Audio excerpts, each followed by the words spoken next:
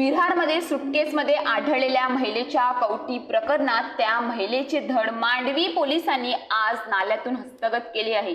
सुमारे 4 तासांच्या शोध मोहिमेनंतर नाल्यामध्ये धड मिळाली। 8 जानेवारीला या महिलेच्या पतीने तिची हत्या करून धड आणि शीर वेगळे केले होते।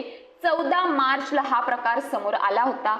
नाला सोपाऱ्यामध्ये रेहमत नगरमध्ये राहणारी 51 वर्षीय उत्पला हिप्परगी या महिलेची कवटी विरार फाटा येथील पीरकुंडा दर्ग्याजवळील झुडपात आढळली होती। मांडवी पोलीस आणि गुन्हे शाखा 3च्या पथकाने या प्रकरणाचा तपास केला होता।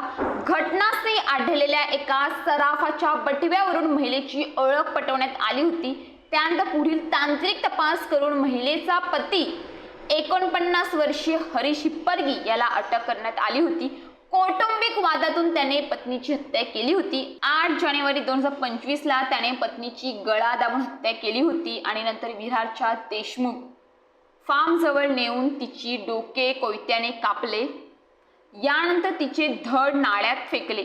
नंतर डोके एका सुटकेसमध्ये घालून विरार फाट्या येथील पीरकुंडा दर्ग्याजवळ टाकून दिले होते। या प्रकरणाचा तपास मांडवी पोलीस करत आहेत। आज सकाळी मांडवी पोलीस आणि अग्निशमक दलाच्या जवानांच्या मदतीने शोध मोहीम राबवली। हा नाला मोठा असल्याने धड सापडणे कठीण वाटत होते। पोलिसांनी आरोपी हरीश हिप्परगी याला देखील घटनास्थळी आणले होते। त्याने नेमकी जागा दाखवली। सुमारे 4 तासांच्या शोध मोहिमेनंतर तिचे धड आढळले। पोलिसांनी पंचनामा करून ते ताब्यात घेतले।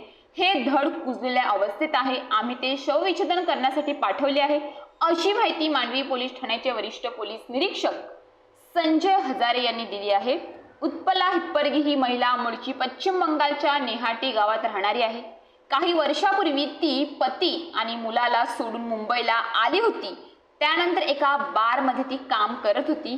त्या बारमध्ये काम करणाऱ्या हरीश हिप्परगी याच्यासोबत तिची ओळख झाली। त्यांच्यात प्रेम संबंध निर्माण झाले आणि दोघांनी लग्न केले। दरम्यान बार बंद झाल्यानंतर हरीशने इमिटेशन ज्वेलरीचा व्यवसाय सुरू केला आणि ते मुंबई सोडून नालासोपारा येथे राहण्यासाठी आले। त्यांना एक मुलगा देखील आहे। दरम्यान दोघांमध्ये कौटुंबिक वाद वाढले। उत्पला मध्ये गावी जात होती आणि 4-4 महिने गावी मुक्काम करायची। ती मुलाला घेऊन सोडून जाण्याची धमकी देत होती।